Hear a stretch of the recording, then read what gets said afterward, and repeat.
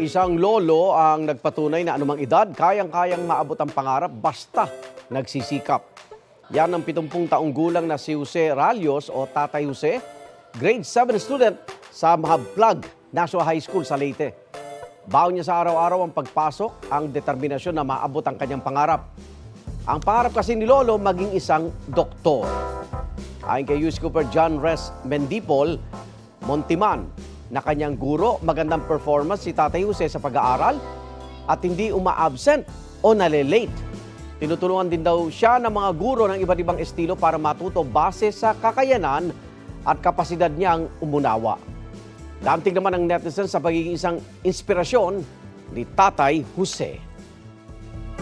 Igan, mauna ka sa mga balita, mag-subscribe na sa GMA Integrated News sa YouTube para sa iba't ibang ulat sa ating bansa.